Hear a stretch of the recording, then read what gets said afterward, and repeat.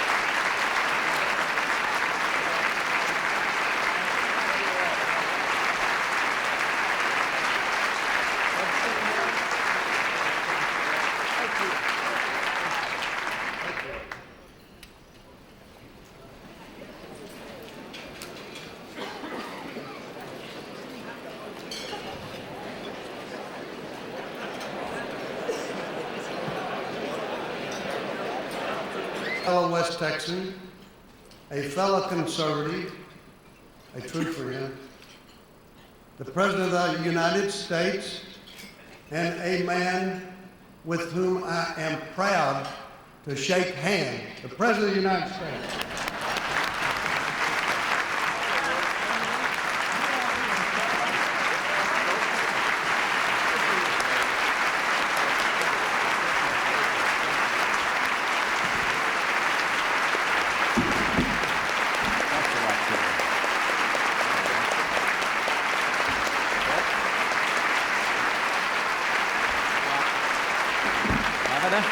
Thank you all very much. Clady, thank you.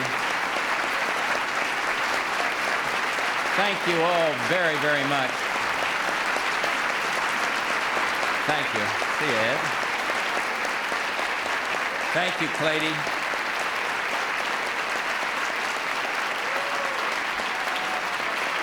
Boy, it's nice to be here. Thank you all very much.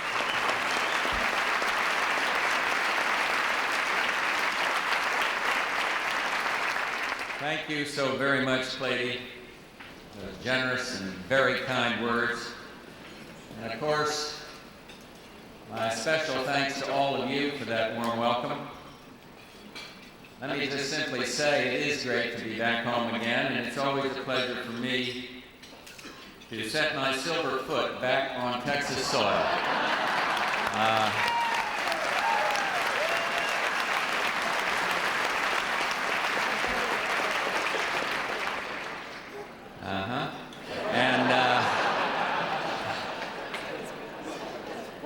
And it is, as Clady said, an honor to share this podium up here with so many of Texas' leading lights. My mentor, in a way, in Texas politics, my dear friend John Tower over here, Governor Bill Clements, former business partner and great governor of this state, and Rita. I'm just so glad to see you all. Texas will long remember, I believe, your courage and your commitment to our great state. So thank you, sir, for your leadership.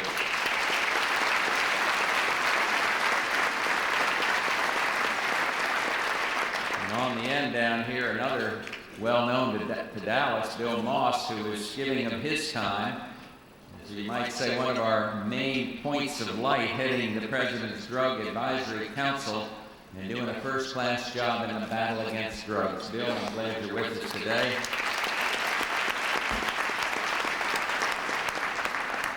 And of course, I'm delighted to be here to show my support for my friend from Midland, my old stomping grounds, the next governor of this great state, Clayton Williams. Clayton, you've got to win it.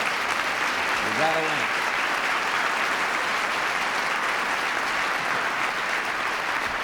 And when I finish up here, I'm going to be going to a reception for Texas's next lieutenant governor, Rob Mosbacher.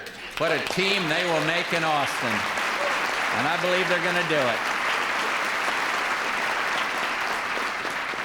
And of course, Barbara asked me to give Modesta a hug. Glad to see you.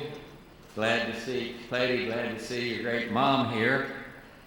She shared with me a story about Clayton and his father, the time little Clayton, if you can picture it,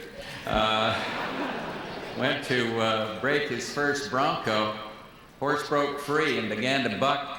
And Clayton's dad rushed in to separate the horse and his son and did all he could to keep this wild horse in front of him and Clayton right behind him. And that's when Clayton said, "Daddy, if you won't run, get out of the way for someone who will." And here he is. But he's always run hard. Those of us that have followed his career in business, watched him in this election, Modesta told me exactly how many months and days and minutes it's been since they've been on the campaign trail. He runs hard, and today he's running to win. And his victory will be a triumph for the old-fashioned virtues that made Texas what it is, and the new spirit of enterprise that will take this state forward into the 90s. You know,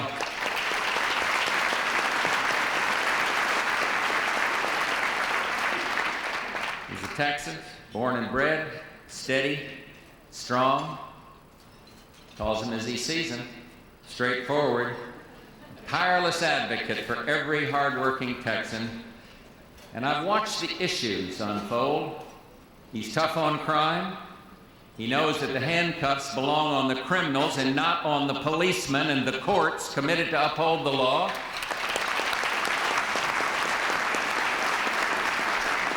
This position that he has staked out, this position, meshes perfectly with the no-nonsense anti-crime package that I sent up to the United States Congress almost a year and a half ago. So let me take advantage of you all to put a little heat on the Congress to act now and make life a little bit tougher on the criminals. Clayton is ready to wage a statewide war on drugs, and we in Washington want to be at his side every step of the way.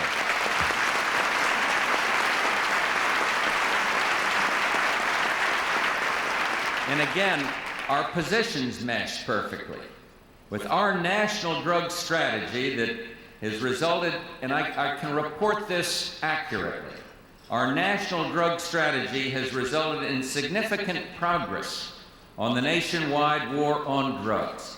And Clayton knows that the best way to win this war is to stop drug use before it begins, and that means education, that means drug awareness, and he knows from a painful personal experience when it's time for compassion, time to help drug users battle back, break free from addiction, and rejoin society.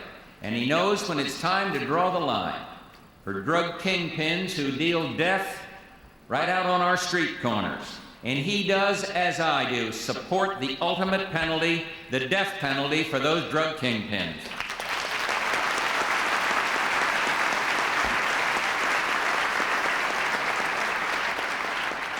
And he is a friend of the Texas taxpayer, champion for fiscal integrity and fiscal sanity, for a government that is lean and limited. And I know he'll fight for that when he gets to Austin. And with Clayton there, businessmen and women will have another governor who knows what it means to meet a payroll, and he knows what it means to start with nothing more than a dream and build a business from the ground up. And the secret to his success as a businessman is plain old-fashioned hard work. And I can guarantee that as governor, no one will work harder for the state of Texas than Clayton Williams.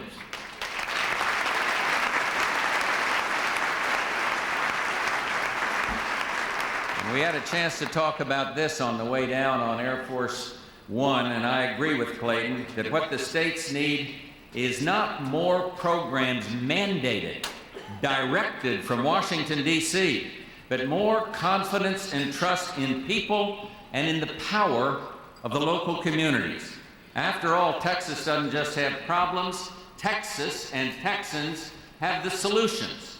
And the single most important factor for what the future will hold here in Texas and across the entire country is economic growth. And that's why I want to speak to you for just a minute about the work that remains to be done back in Washington to reach final agreement on the federal budget. I pushed hard, as you all know, for a bipartisan budget agreement. Not because it was the best plan ever, but because it was the best plan possible that would get the federal deficit down by $500 billion over 5 years, real significant enforcement provisions. And I am grateful, very grateful, to Senator Phil Gramm, who couldn't be with us today, and also to your Congressman Steve Bartlett, for their strong leadership and their support. And I will continue to press hard for a budget that fulfills the spirit of that bipartisan plan and proves to the American people once and for all that we can deal with this budget deficit. Now, let me speak from my own experience. I hate to confess, 66. And that's a time in life when you begin to spend as much time thinking of the next generations as you do of your own. And our children deserve to inherit more than an avalanche of unpaid bills mounting up year after year.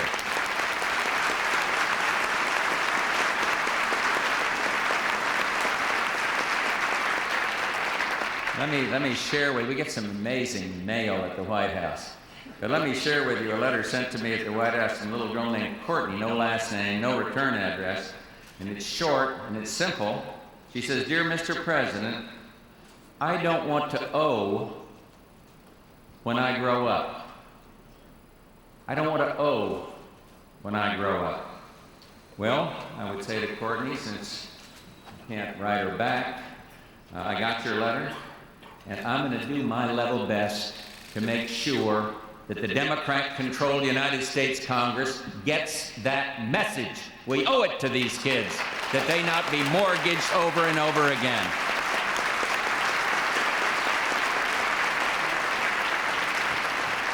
You know, time is short. Meter's ticking up there. 4 days from now, on October 19th, the clock on all these procedural things runs out. And the American people have every right to expect more from their elected representative. Congress has a responsibility.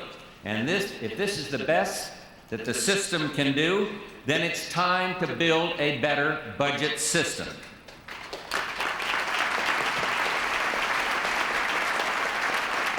One of the problems is that much of the political debate on the budget has been based on that inside the Washington, D.C. Beltway jargon. The jargon just hides the basic issues. Let me try to simplify it. America must have a real and significant deficit reduction budget to get the economy moving. And that deficit reduction will bring down interest rates on home purchases and car loans and help create new jobs. You heard the testimony of the chairman of the Federal Reserve Board about the budget agreement we worked out with the leadership. He said those interest rates will come down, and that will help creating new jobs. And to get these results, the budget cannot be smoke or mirrors or phony estimates. Business as usual, can't be that. It must be real, it's got to be enforceable, and it's got to have incentives for growth. And as always, the real problem has been the unwillingness in Congress to vote for holding down spending. I'm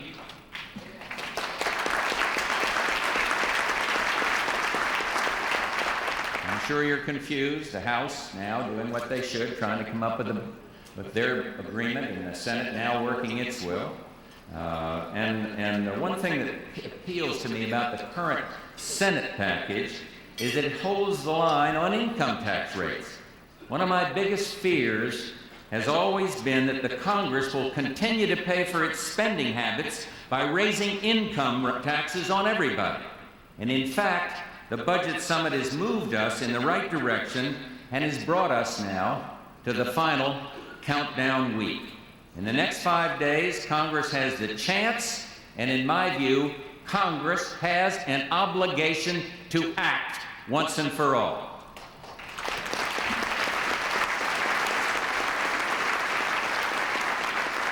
unless there be any doubt, let me make clear to Congress just how serious I am about meeting that Friday deadline.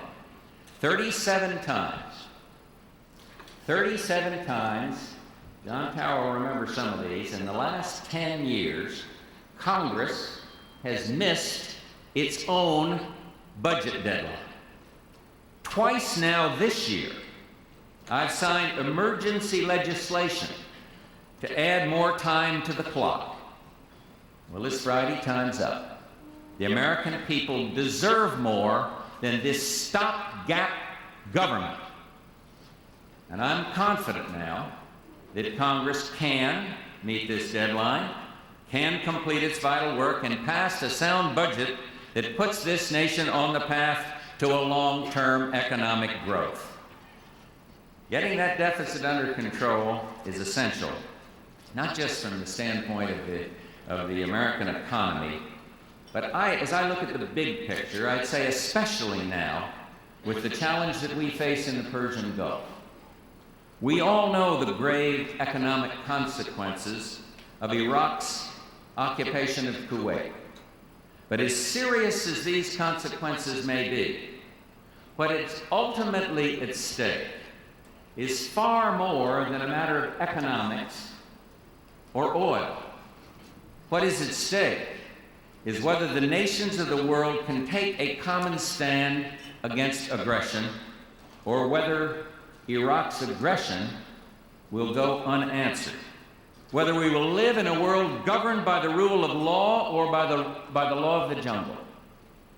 And that is why America and the world cannot allow this outlaw act to stand, and that is why Saddam Hussein will fail.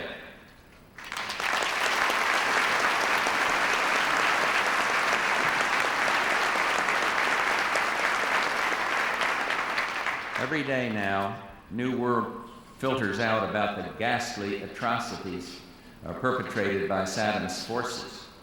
Eyewitness accounts of the cruel and senseless suffering endured by the people of Kuwait, of a systematic assault on the soul of a nation, summary executions, routine torture. Under the forces of Iraqi occupation, we are told that mere possession of the Kuwaiti flag or a photograph of the Kuwait's emir are crimes punishable by death. And last month at the White House, I met with Emir of Kuwait, and I heard horrible tales. Newborn babies thrown out of incubators, and the incubators then shipped off to Baghdad. Dialysis patients ripped from their machines, and those machines then too sent off to Baghdad. The story of two young kids passing out leaflets. Iraqi troops rounded up their parents and made them watch while those two kids were shot to death, executed before their eyes. Hitler revisited. But remember, when Hitler's war ended, there were the Nuremberg trials. America will not stand aside. The world will not allow the strong to swallow up the weak. Not a day goes by that we don't think of the young men of our and women of our armed forces side by side out there in the sands of Saudi Arabia. Today, with those young men and women in mind, let me just add one final note. Right now, our servicemen and women are teaching all of us a lesson about what it means to love liberty, as they prove once more to all the world that America means freedom. So as November 6th draws near, I urge every Texan to do what some of those kids are doing by absentee ballot. Get out and vote. We must never take democracy for granted. Once again, I am delighted to be here. I can't tell you what a pleasure it is to be out of Washington.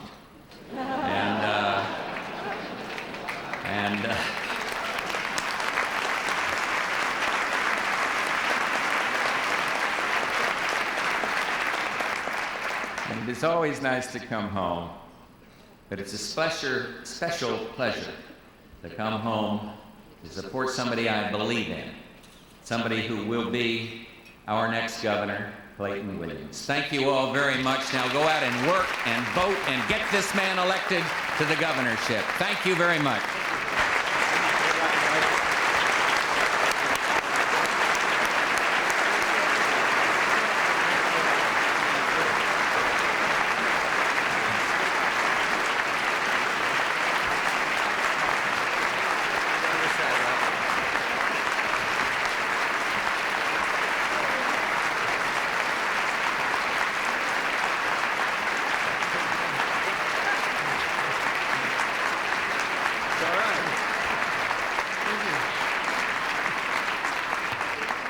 Mr. President, it is my pleasure to give you this broom.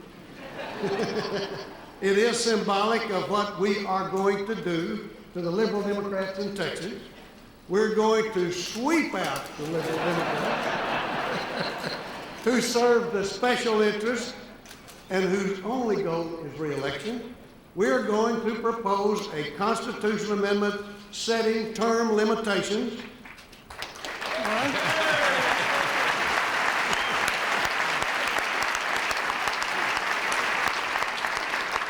The people of Texas are fed up with the politicians in Austin. Texas wants straight talk, bold action, and leadership. And that's our mission, Mr. President. We're going to sweep them out. It's time for change. God bless you. God bless you. Good work on Congress. Thank you.